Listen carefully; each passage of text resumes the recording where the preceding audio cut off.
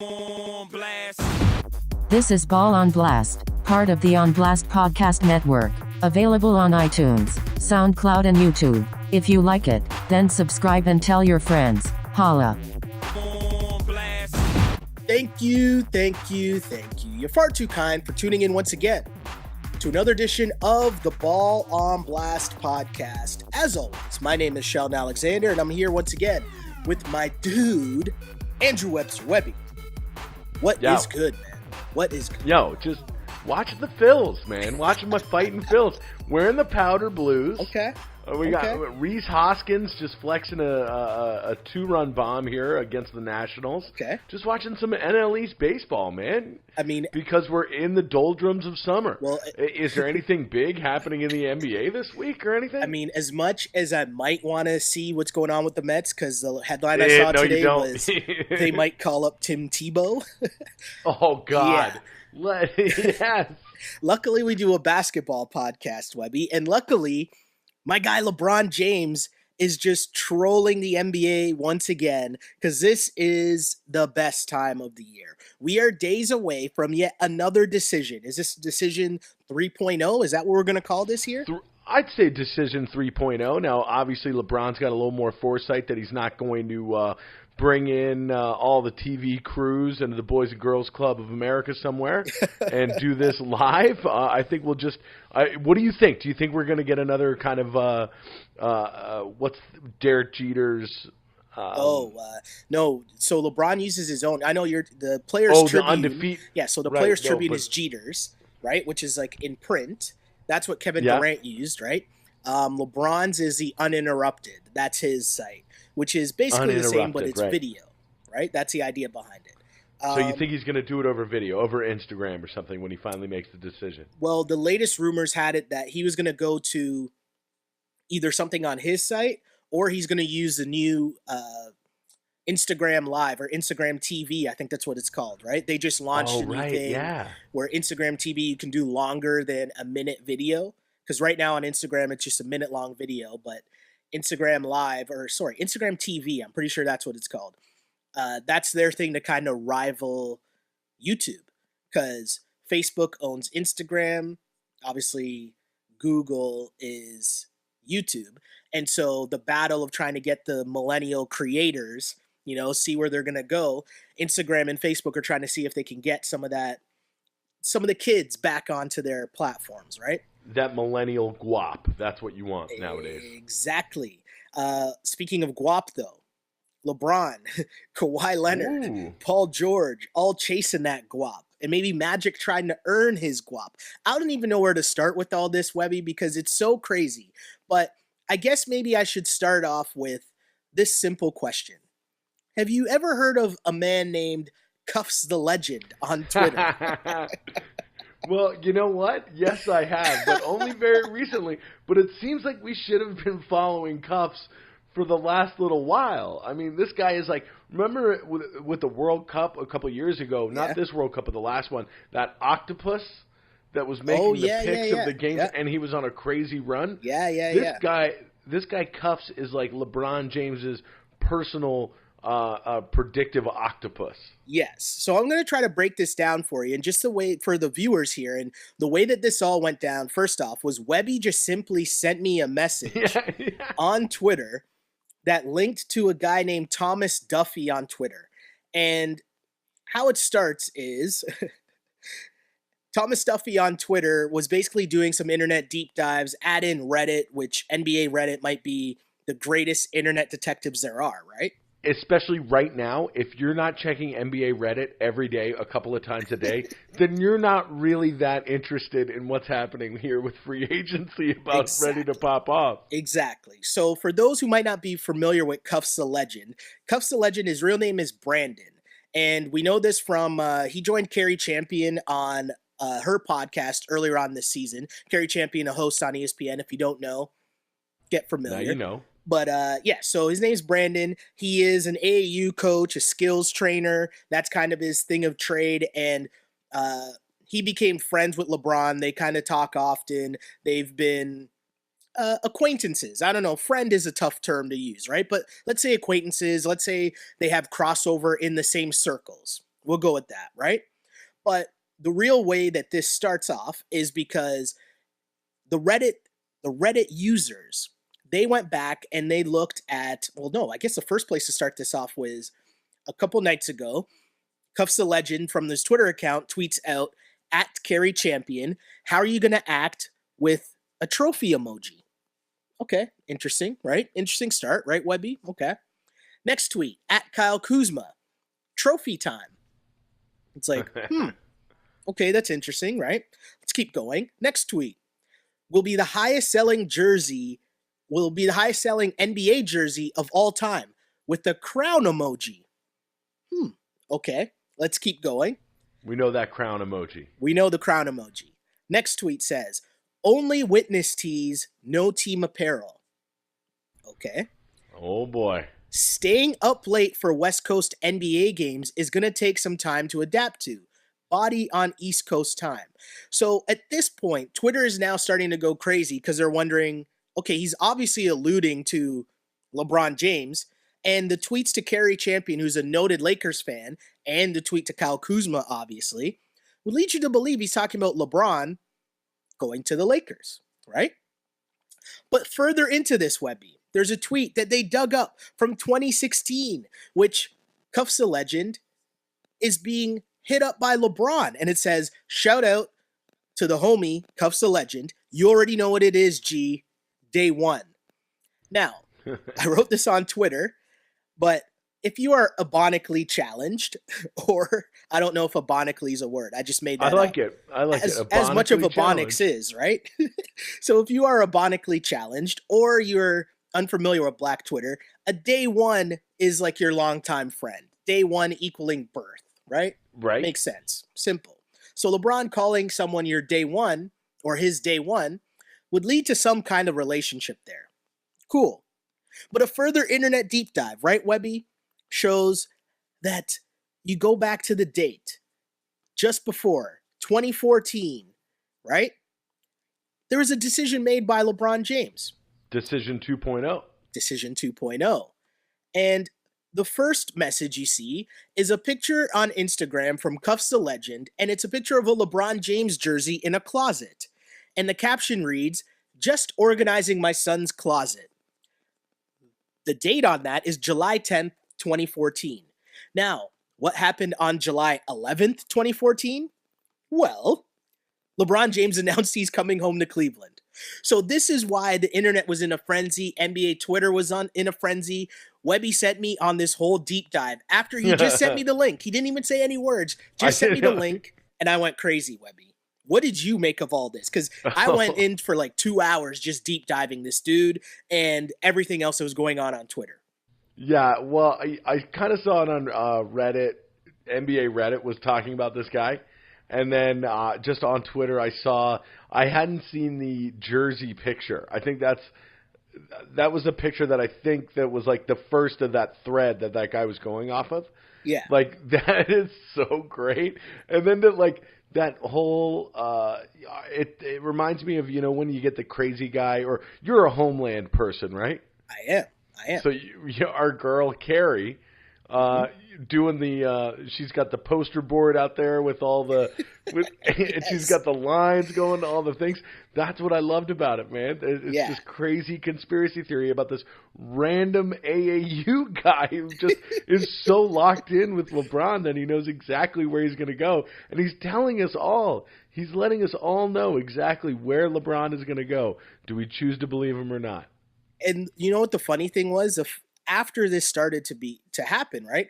Obviously, the internet's going crazy, which leads to more and more people trying to figure out who Cuffs the Legend is. And this is why I love this era of media, this era of Twitter, this era of what I'm doing air quotes, journalism, because you have all these mainstream people trying to say Cuffs the Legend on TV, but also like go through the Ebonics talk, figure out what he's talking about. And on some level, it turned into a huge troll job, right? Because he might know something, right? And now mainstream media, like he made a tweet saying how like, his DMs are just going crazy right now because all these like mainstream media outlets are trying to get him for comment. And obviously he's not going to comment on it because he can't comment on it. He might have heard something, he might know something, but that's not a confession. This is just Twitter fodder for like what the age of 2018 is, right? Nobody's saying that he's going to LA because Cuffs the Legend said so. Right. It's just, here's a guy that has a relationship with LeBron, and he thinks LeBron is going to LA. Does that mean he's going there for sure? No, but it's funny to think about. And in this era, in this moment, all I want is all available information. Do you know what I mean, Webby? Exactly. Whether it's right or wrong, cool, we'll find that out. But it's sports. This isn't like hardcore, serious topic journalism where I need fact-checked sources and all this stuff. Like, this is just, I need information. LeBron's about to make a massive decision. If he joins the Lakers, this is one of the biggest free agent moves in the history of sports, right? I just want information. Whether it's right or wrong, we're going to find out shortly. But in the meantime, give me all the info. And if that happens to come from Cuffs the Legend, I'm here for it. What about you, Webby? Yeah, absolutely. I agree with you. And since the society that we live in and this media-obsessed culture that we live in now, it's like we need all of this. Okay, we're not just going to turn on ESPN to see what the talking heads say. We've got all of these tools at our disposal to be able to do really deep dives. We've got all these investigators on NBA Reddit who are doing all this crunching of sources and accounts that say one way or another. So it's all out there, and we have so much access to it. I mean, that's the kind of internet, again, culture that we live in. It's great. But the one thing that I will say about Cuss a Legend, or boy, is that, listen, our octopus who was guessing World Cup games, you know what? That octopus, he got some wrong. You know, sure. It's not an exact science, you know? Exactly, right? And to me, like, this is all fun, right? Like, regardless of what ends up happening in this stuff, so we're taping this on Thursday. This Cuffs the Legend stuff happened on Tuesday night, right? So here we are heading into Friday, and we still don't know. I mean, signs just continue to point more and more that LeBron is going to LA, which we'll get to shortly. But I'm so interested in this era of, you know, people trying to figure out what is news, what isn't news, what should be reported, what can't be reported. And my whole thing is, if people want to know and seek this stuff out, it's there on Twitter, happening as we speak. Like, it's already out there. So it's like, if you're not talking about it, it doesn't matter. It just means that you're out of the loop. Do you know what I mean? No. Does that make sense? Yeah, absolutely. It's funny to me, though, just we get caught up in, like, what is journalism? And I want to be very clear to separate two issues, right? Like, there's obviously a serious need for journalism in real life, like, you know, as we see what's going on with Trump and all this stuff. What happened in I'm not talking Annapolis about today, that. yeah. Yeah, I'm not talking about that. I'm talking about sports journalism, and like, sports is fun, and especially a topic when we're dealing with free agency. We're seeing it a lot too with what's going on with the John Tavares situation, right? And seeing like who followed who on Twitter and what does this mean? And again, it doesn't mean that, you know, Tavares is coming to Toronto because some dude followed the Leafs account and then got a job the next day. But this is just information that I want to know as a fan, right? Exactly. Or as someone that cares about sports. And I want all of this info. Like, if you just made a show that was just following along Twitter and just talking about that, I'm in on every single rumor. Heck, what were we talking about last week? We were talking about the Earl Boykins. Yes. Right? Yeah, like, we've been talking about Earl Boykins for a couple of weeks now. Right? Like, nobody thinks that stuff's true, but it's hilarious along the way, right? And meanwhile, while NBA Twitter and, like, you know, ESPN is just cycling through what, Woj tweets, Ramona Shelburne tweets, Windhorse tweets, LeBron is trolling us all by, like, cliff diving with his family. Who, I don't even know where they're at. They're on vacation Someplace somewhere. we can't afford. Exactly, right? But LeBron is, like, Instagramming his family jumping off cliffs somewhere while the rest of the world is trying to figure out what Cuffs a Legend tweets mean, right? Like, the nature of this is so ridiculous, but I love it all. No, I'm here for it all. And you bring up another funny point, too. It's like those more traditional NBA journalists, your Windhorst, your Shelburne, and you saw this with Stephen A. Smith last night with the whole Kevin Durant thing, with Yeah. that apparently he'd been getting late night texts from LeBron about. It's like even these reporters now that are from more traditional settings are moving more into this kind of sensationalist, headline grabbing hearsay that we all love to get from Twitter, because they see that that is what's getting consumed by NBA fans like you and I now.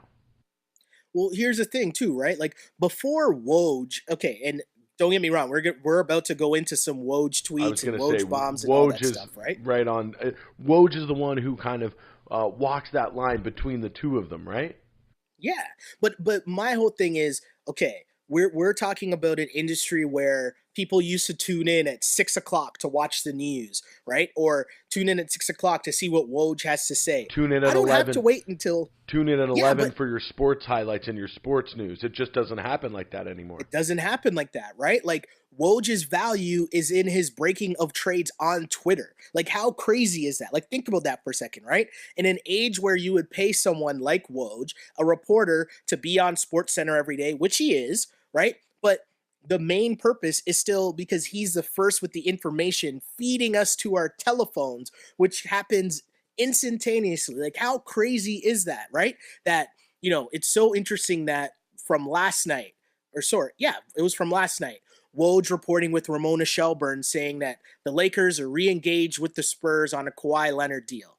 Then this morning, what it was like 6:45 a.m., Woj says, sources on ESPN, Oklahoma City star Paul George informs the franchise he is not opting into the final year of his contract and will become an unrestricted free agent.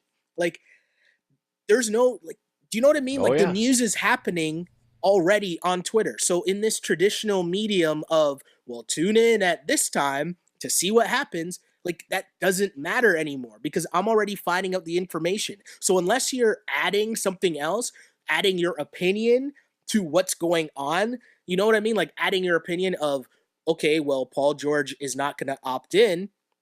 What does this mean? Unless you're adding that, the value of your traditional news show means nothing now. Exactly. It's an interesting time, right, in media to see how these things play out. And I mean, the Twitter conversation to me, Webby, and I know you consume it a lot as well, but just the way that, you know, you're following your main people, and who is it in this instance? It's Ramona Shelburne, who, you know, is super plugged in with the Lakers, right? Yep. Which I think we should explain this, because for people who don't know, I think I grazed over it last week when I said that she made a lot of Jeannie Buss stories when the whole tiff was going on in the Buss family, and like Jim Buss and Jeannie were fighting over control of the Lakers. Ramona Shelburne was writing like these super like in-depth articles on the whole Buss family and what was going on at that time. So when you're hearing a lot of stories come from her, you can assume that it's coming from the Lakers side of things, right? Like, that's a safe assumption. Absolutely. Woj is just the man and has everything in the NBA on lock, right? So you know that.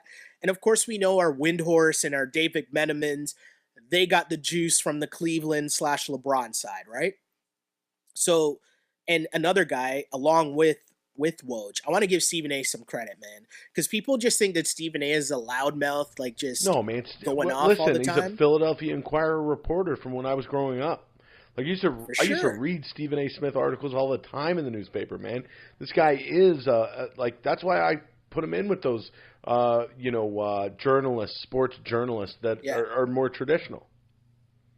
You have to, right? And that's the thing. Like, I think people can't separate, and I don't want to say the character because that sounds kind of like demeaning, and I don't mean it in that sense at all. But it is. That's what it is when he comes on TV. Because it's like, sports is entertainment, right? And so his job is to entertain every day. So while he's entertaining, every once in a while, he's still coming with, hey, and the credibility to be entertaining as well. Those are two different things that very few people in this industry are able to have, right? To say that you're super entertaining on a daily basis, but then be able to say, hey, I got a text message yesterday saying that LeBron reached out to Kevin Durant and asked him about coming to the Lakers. Like, that is a massive bomb of information, right? Like, that is a crazy form of information for Stephen A to be able to have.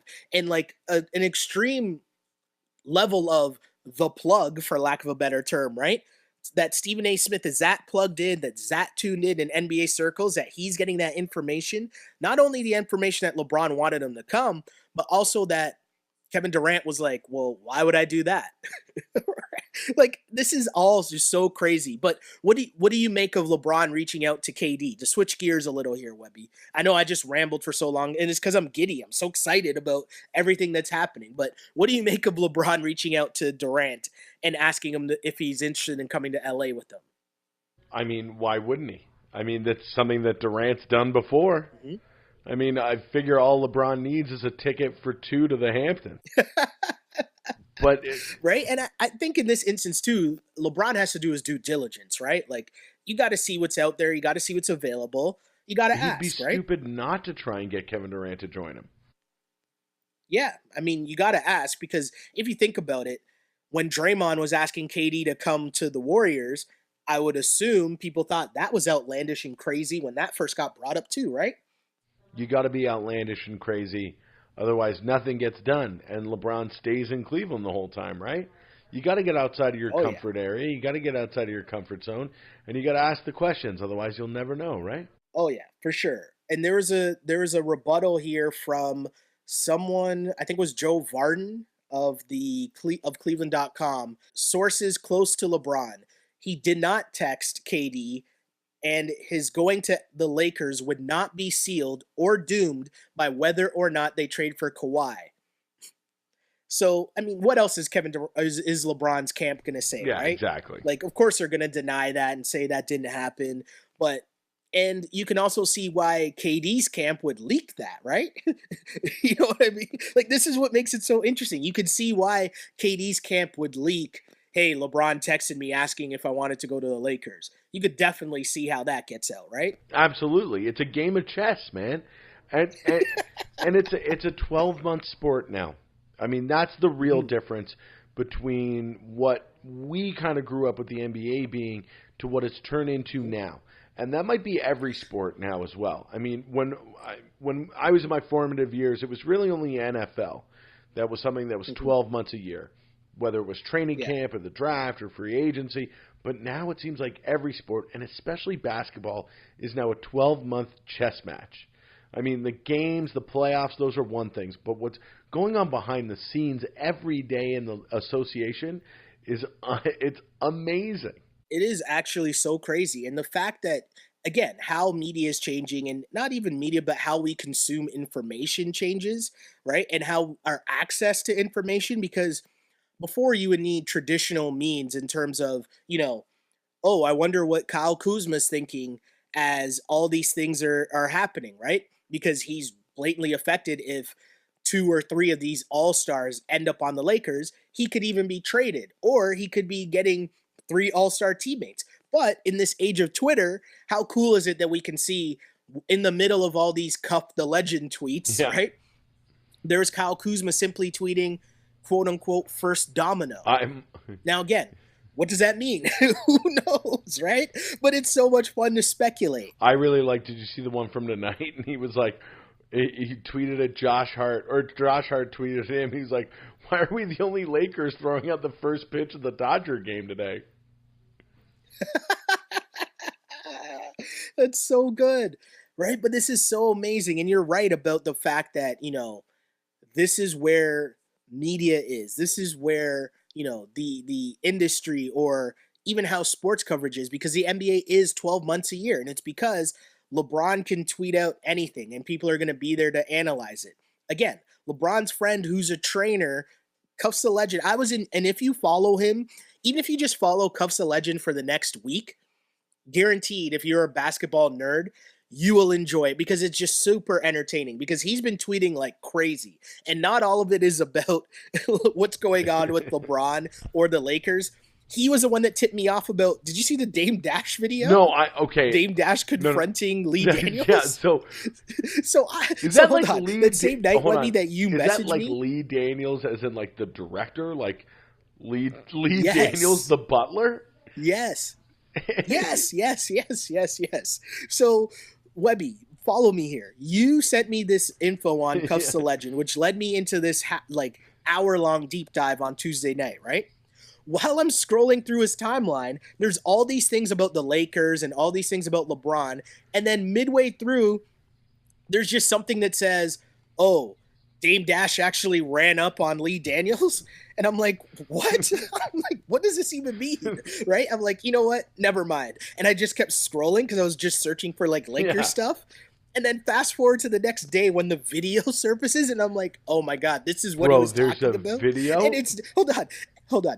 There's video of Dame Dash confronting Lee Daniels at a Diana Ross concert about the fact that Lee Daniels borrowed $2 million off of Dame Dash and never paid him back. And Dame Dash he's G-checking him at a Diana Ross concert. And it's on video. Oh my God. And I'm just like, what is happening? And me saying that there's video doesn't even sum it up perfectly.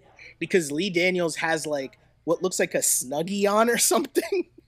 And he's just so calmly listening while Dame Dash is like right in his face, like, yo, man, you didn't even call me. I lent you $2 million and you didn't even invite me to any of that precious shit.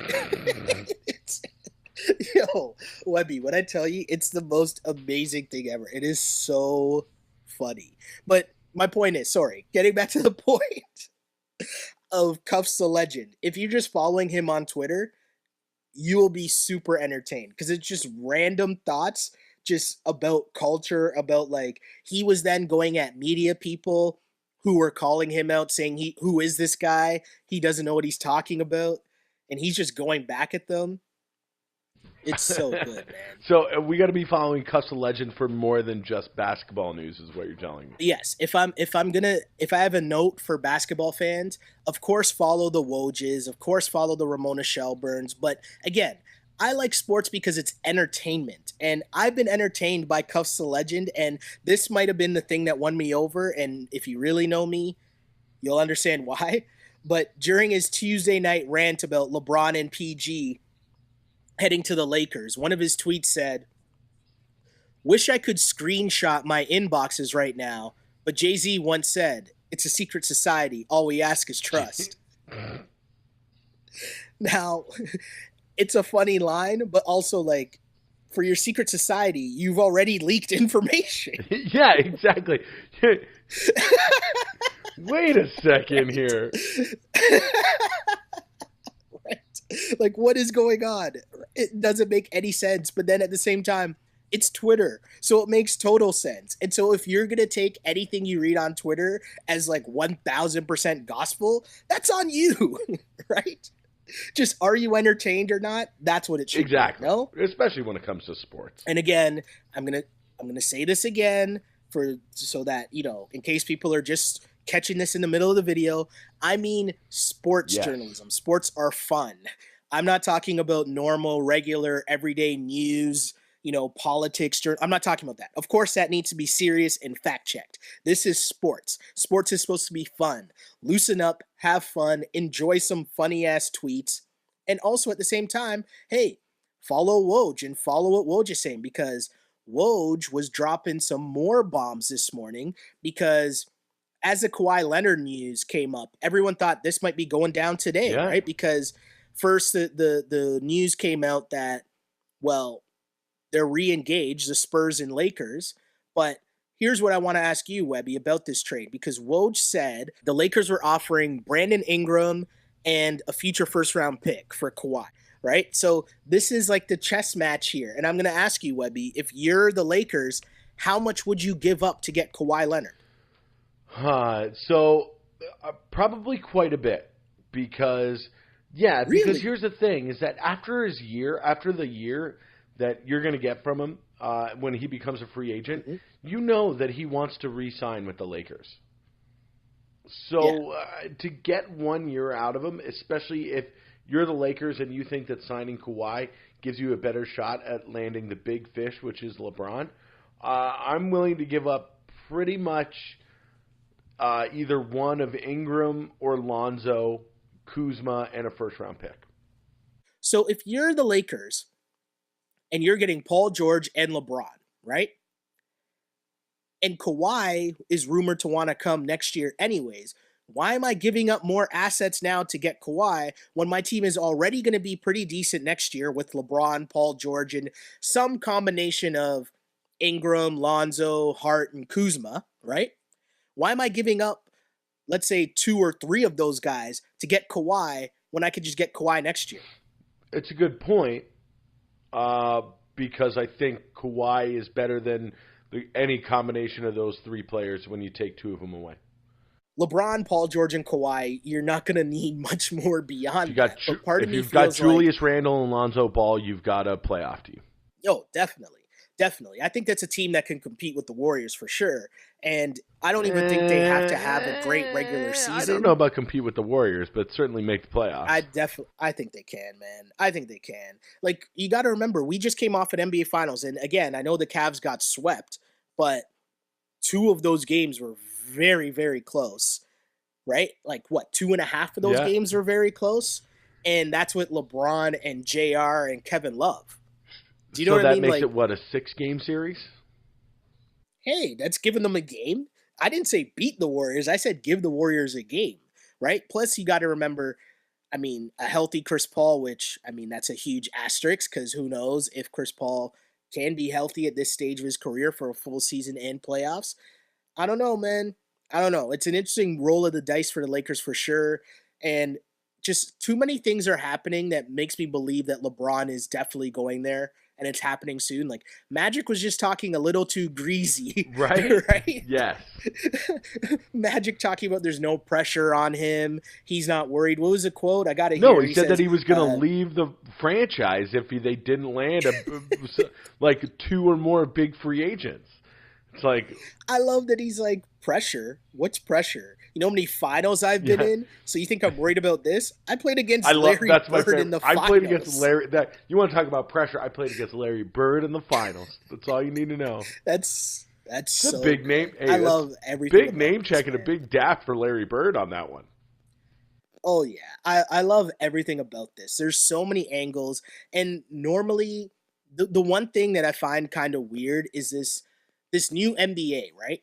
As much as people, because I'm sure we all got our group text with our boys all talking about, boys and girls, all talking about, you know, whether we like the KD move, whether we like the super team angle. And as much as we can say that, hey, I hate the Warriors, it makes me feel something about the game, right? It keeps me entertained because I'm rooting against them. And even if that's just LeBron building another super team, I'm still interested. I'm still in on this, right? I'm in on the conversation. But you don't think here's the two questions, okay? If you're the Lakers and you have the option of LeBron and Paul George plus Ingram, Lonzo, Hart, and Kuzma, or LeBron, Kawhi, Paul George, and spare parts on the cheap, which one are you taking? Yeah, I'm going to take LeBron, Kawhi, and Paul George. Okay. I agree with you too. I think if you can get Kawhi, you do it. I'm just not going to give up all. I'm not letting the Spurs like swindle me here. I'm giving up. This is the max I'd give up. Okay, Webby? I'm giving you a pick. I'm giving you Ingram, and I'm giving you Josh Hart or Lonzo. One of the two. No, I think that's it. I'm only giving you two. I think it's going to be. I think it's going to be Ingram or Lonzo, Kuzma, and a pick. It might even be. Oof. It might even be Ingram, Kuzma, a pick, and the rights to Mo Wagner, who I know you love. Sure, you could have Mo Wagner, right? We need. It's somewhere so funny. Q is listening to this and saying, "Listen, Mo Wagner is a good player." It's true. It's so true. We didn't really talk much about Paul George, but what do you make of this Paul George situation, him opting out? Hold on. Okay, so the opting out is very interesting. Becoming a free agent, and then the caveat of that story was that, hey, he'd be open to coming back to Oklahoma City. I mean, yeah. he really enjoyed playing in OKC. He really has a connection with Russell Westbrook. But by making himself a free agent and then offering himself back up to Oklahoma City, it kind of puts Oklahoma City behind the 8 ball. Because then if you do sign him long term, if that's what he wants, then you're fucked the next couple of years. Yeah. You've got I think he's going I just think he's going to LA, man. I just think that's always been the thing. OKC took the chance, and I think you have to take that chance. If you're OKC, you do that 100 times out of 100. Roll the dice, because that probably led you to keeping Russ and re-signing Russ.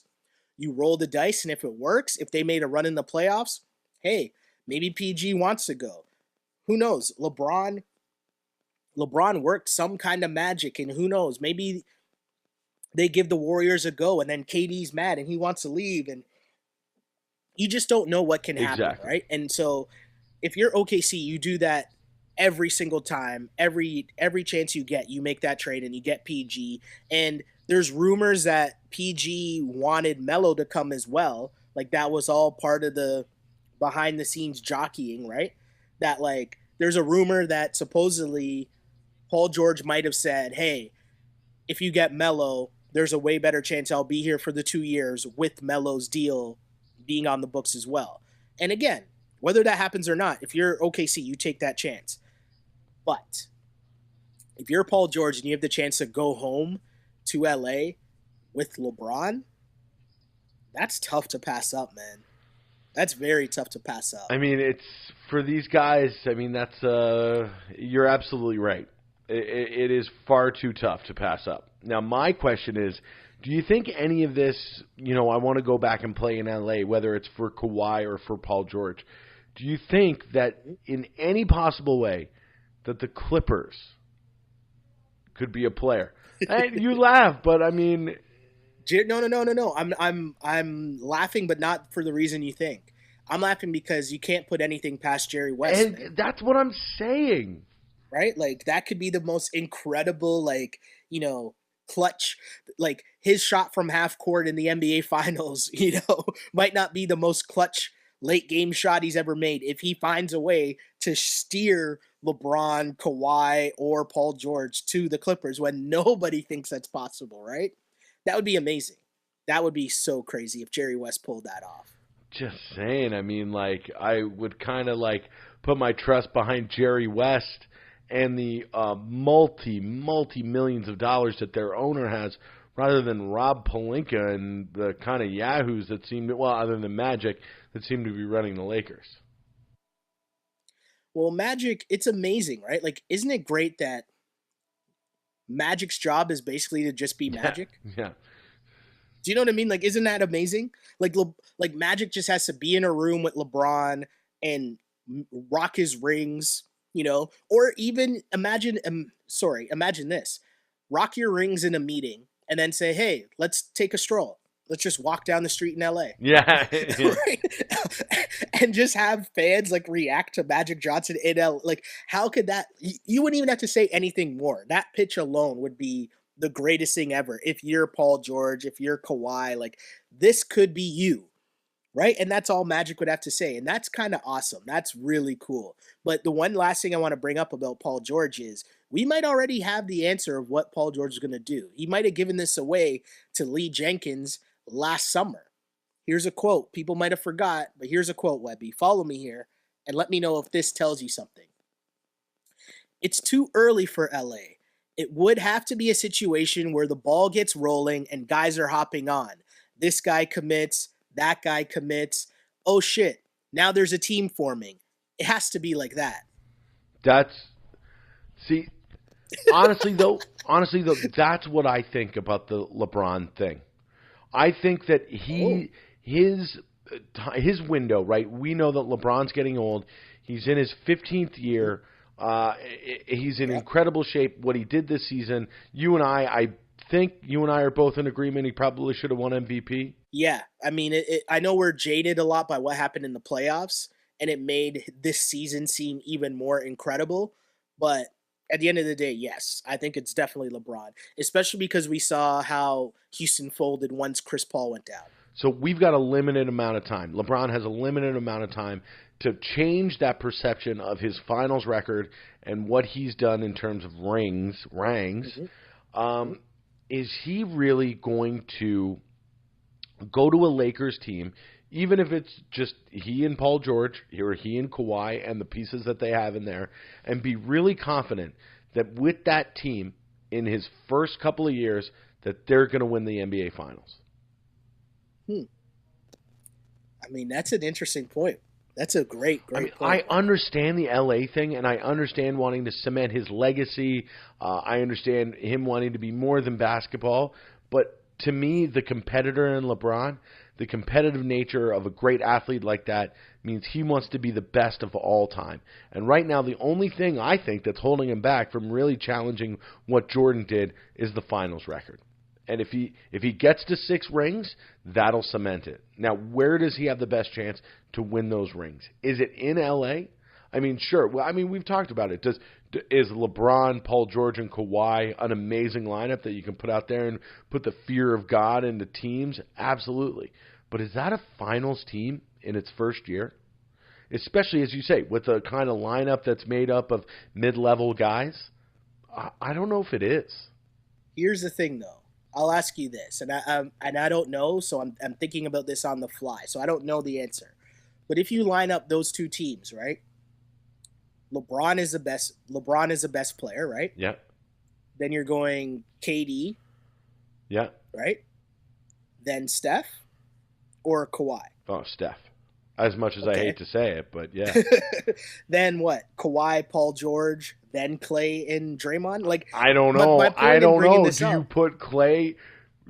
I mean, listen, Paul George is great. You would rather have Klay Thompson than Kawhi or Paul George. Would you? No. Would you? I'm not. Would you rather have Draymond Green than Paul George? It's a tough one. Because here's the thing. I think and why? And don't scoff at China Clay like that.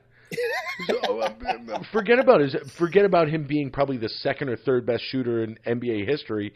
He's also one of the most legit perimeter defenders in the NBA right now.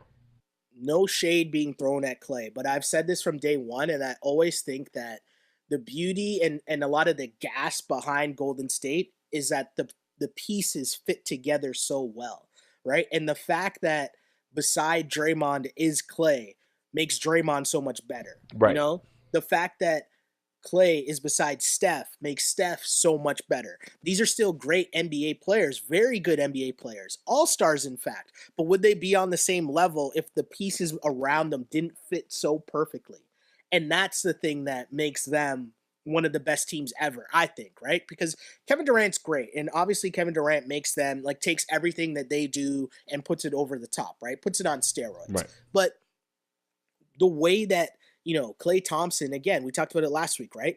Klay Thompson's defense allows Steph to not have to guard and exert energy on the defensive end, right? Exactly. Steph, being the crazy shooter and dribbler that he is, allows for Klay Thompson to sit in the corner and be wide open. Run around because you can't double off Steph Curry. Yeah. And like their pieces just fit. Whereas Kawhi, we've seen Kawhi just get busy. We've seen Paul George just get busy on their own. And we don't know if Draymond or Clay could do that on a team on their own. We don't know. But do we know that Kawhi and Paul George can play in a system with LeBron?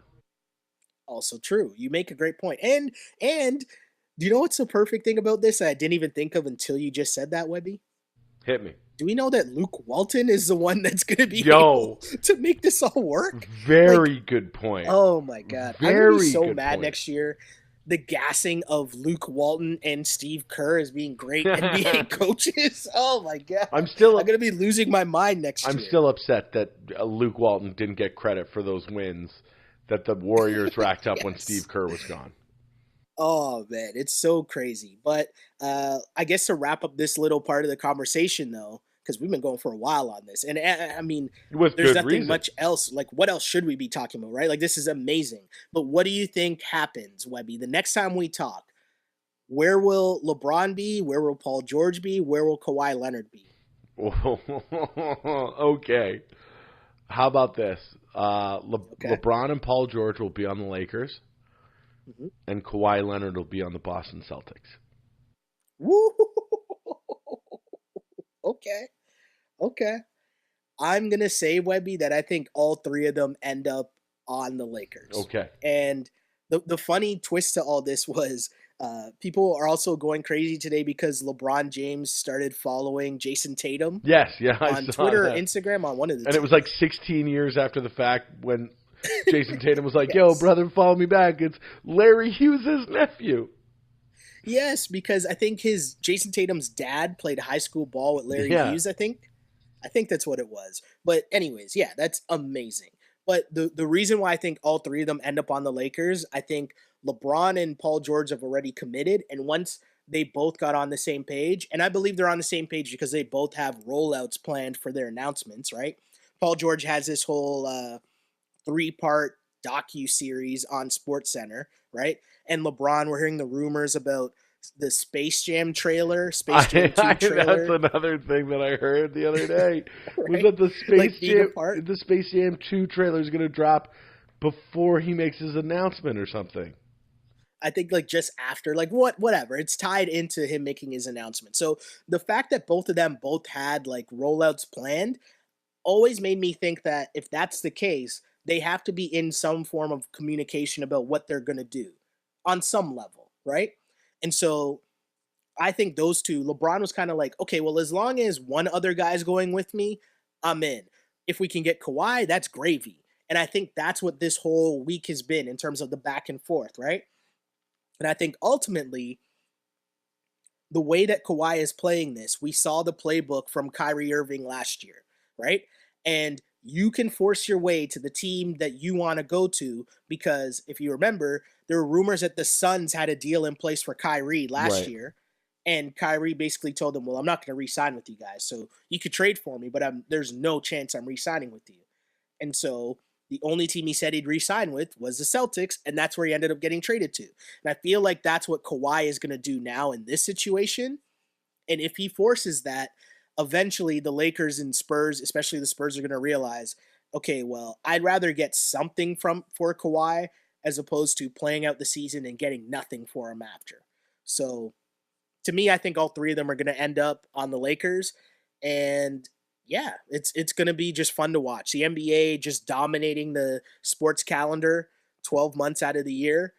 I'm here for it again. Can't wait. I'm here for it every year, man. It's great. It's amazing. It seems like every year there is some crazy shit that's going to go down. And the best part, too, after that's done, there's still so much more dominoes to fall after, right? All the dominoes fall afterwards. Chris Paul, Boogie Cousins, Clint Capella. There's so many other things that are going to happen in the NBA. And another thing that's going to be interesting to watch is what the Raptors do, because there's a feeling that once we figure out what LeBron does, that's when you're going to see a lot of other movement, especially in the East, because teams are going to be jockeying now because you feel that the Cavs are that much worse off, and now the top is fairly wide open, right? Like you're talking about the Sixers and Celtics, but in both cases, I know you don't want to hear this, Webby, but injuries are an issue, right? And so nothing's a given at the top of the Eastern Conference. So if LeBron says peace out and he's heading out west, we could see a lot of moves going down in the East. So a lot more to come. So much more for us to talk about next week. I can't wait. But something else that's big that we should mention that happened this week. Shout out to Dwayne Casey, who was named Coach of the Year. Would that be the same Dwayne Casey that the Raptors fired? Yes, that would be the same Dwayne Casey who the Raptors fired. And the same Dwayne Casey who, in his acceptance speech, said, quote, when you get fired, which I did recently, I don't know if you knew that or not, after winning Coach of the Year, you think, do I want to do this? Then I interviewed with Tom Gores, who is the owner of the Pistons. And now he tried to backpedal off it being shots fired directly at the Toronto Raptors organization. But I think the point is made. And because even when he came on, again, I work on the show Tim and Sid, and Dwayne Casey was on the show a couple days ago, and they gave him opportunities to like back off of that, and kind of like, oh no, what I meant was blah, blah, blah. And he kind of did do that. But then in the same breath also said like, well, at the end of the day, is basically made out to be my fault that we couldn't get past LeBron. And it's like, you're throwing things out like that. And it's like, okay, he's salty and rightfully so, but it is a bad look PR-wise on the Raptors, no? Oh, yeah, absolutely. Because he won that award kind of right before he got fired, right? About the players or the coaches voting for... The coaches voting for Coach of the Year. Yeah. The coaches have their own separate award that they hand out every year about who is the coach of the year. So yes, Dwayne Casey has won coach of the year twice since being fired by the Raptors. So that is amazing. And not even it's not even the fact that he was just fired by the Raptors, but they then hired his assistant to replace him. It's just a weird situation. And I there think was you tweeted it there out, was some Webby. sour grapes, right, between Dwayne Casey and Nurse. Yeah, definitely. There definitely was, because if you're Casey, you're upset about how things played out. You're upset that you're the scapegoat. I keep pointing back to, and I'm surprised this isn't made a bigger deal, but I keep pointing back to that Casey press conference that he had before he was let go, like days before he was let go. And people kept asking him about not being able to get past LeBron. And one of the things he said was, so the message worked. The message worked for the whole season. And then all of a sudden we get to the playoffs and now all of a sudden it's a bad message. I mean, if you want to, he said something along the lines of, and I'm paraphrasing here, but he said, if you want to change the voice for the sake of changing the voice, then go ahead. Yeah. And they decided to change the voice. But the point remains, right? Like, I mean, it's bad that he's become the scapegoat for them failing when really, I keep saying this week after week, the Raptors made the conference finals in spite of their two best players, arguably being their two worst players. Agreed. And you can blame Casey all you want. You can bring in Nick Nurse and change the voice, but at the end of the day, this roster needs a shakeup if you are actually serious about progressing and taking the next step and making the NBA Finals. That's just my opinion. I don't know. I'll leave that to Masai, and I'll trust in Masai's plan and see what he has going forward here if the Raptors have some moves. And we had the video, so viewers, if you're late to the game, you're new to the Ball on Blast podcast, go back into the archives a couple weeks ago, check us out on YouTube, and there's a full bit that we did where we went through some fake trades, right? Some looks at where Kyle Lowry and DeMar DeRozan can go. But just a note, things are about to get a lot more interesting in Raptors land. I know people are all focused on LeBron, and we just spent like 40 minutes talking about LeBron and the Lakers and all that, but don't worry. Once the LeBron stuff is settled, things will get crazy in Raptor land. So I'm here for it. I can't wait for that either, Webby. I'm just waiting to see where Kyle Lowry ends up. You're Philly guy, eh? Straight Philly to the bone. I think he's going somewhere. I'm just not where he goes and what the Raptors get back for him. Yes. Tons of stuff going on in the NBA, as mentioned. Tons of stuff going on in Toronto, as I'm completely on the hype train. They're about to get John Tavares. Is it going to happen? What would you say? What do you think's more likely, LeBron to the Lakers or John Tavares to the Leafs? I think both are going to happen. Wow. If you're actually asking me my opinion, I think both are going to happen. Yo, man, that John Tavares stuff, and again, we're going back to our Twitter conversation about what's going on here. I'm not saying that this is going to happen because of what happened on Twitter. I'm just presenting the information, and however that changes the likelihood in your mind is up to you. But there's a dude who used to work with Kyle Dubas in the suit. He's also boys with Kyle Dubas. Or sorry, he's also boys with John Tavares, okay? He's a player development guy. Okay? Still following me here? Still with me here? Like so Carrie. Yesterday, like, the internet... Like Carrie in Homeland. I'm following the threads here.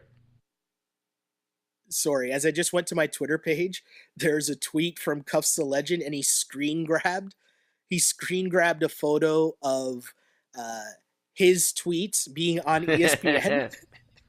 And the caption just said, "The flourish is real." So good. And I'm here for all of it. But yes, the Tavares thing, okay? The exact same thing right now, as we're breaking down Cuffs the Legend, is happening in Toronto with the Leafs and what's happening with this John Tavares story. So again, I'm going to break this down for you, Webby, quickly. Real quick. Okay? Because I know this is a basketball podcast. I know. But Toronto, it's hot up in the 6th right now. We'll say that, okay? So, my guy Wes Clark, friend of John Tavares, also used to work with Leafs' new GM, Kyle Dubas, in the Sioux, okay? Yesterday, the internet goes crazy because Wes Clark, out of the blue, started following the Leafs on Twitter and Leafs PR on Twitter. Today, 24 hours later, a press release from Leafs PR says your boy, Wes Clark, has been hired by the Toronto Maple Leafs as a part of their front office now. Now, why is this a big deal? Because if you go to Mr. Wes Clark's his website here, where again he's involved in player development, he has an endorsement. You know how you get people to say good things about you on your website, right? There's an endorsement there from one John Tavares, and it says, I first met Wes when I started training with his father, Richard, and at the time, I looked up to him because of his work ethic and dedication on the ice. But now, as I've gotten older, he's become a great friend of mine, and he's helped me push myself to new limits. I always ask him for advice and respect his opinions. Wes has been a mentor for me off the ice and has always been there for me when I needed his time and effort. Now again, does this mean John Tavares is coming to the Leafs 100%? Oh, no, of course not. But my point is, isn't this amazing? This is just great. This is like in the moment, this is awesome. Because in the moment, in my mind, I'm like, this is crazy. John Tavares is a Leaf. This is going to be great. Now, if tomorrow it comes out that he's not coming to the Leafs, cool. And then it's sadness tomorrow. But in the meantime, start the parade. Let's go. It's entertainment. The way that we live our lives now and we consume media in the year 2017 is we're just scrolling on our timelines. We're on to the next story, right? It only lasts for a couple of minutes. Enjoy it while you can, because the next story is coming right down the chute. Exactly. And we are enjoying all of these stories. And by next week, there will be another story for us to talk about, Webby, because in our Ask on Blast segment right now, there's one more thing going on that's happening at midnight tonight. Your boy Aubrey Drake is dropping his album. His highly anticipated Scorpion album is being dropped at midnight tonight. And it's already been a crazy, crazy, crazy summer of music. When you think about Nas, you think about the Kanye project, the Kanye and Cudi, Pusha T, obviously, the Drake versus Pusha T beef, Beyonce and Jay-Z dropping a Migos track. Like, all of these things have already been going on. And then we get a Drake album tonight, and the track list came out. And I would like to point out the fact that there's a track that says featuring Jay-Z. I'm here for all this. Are you excited for this Drake album? It's 25 songs, man. Here's the thing. What did I tell you about the Kanye releases? The best part about them is that they were 7 songs. I'm in my hour. There's a rumor. 25 songs, man. It's too much.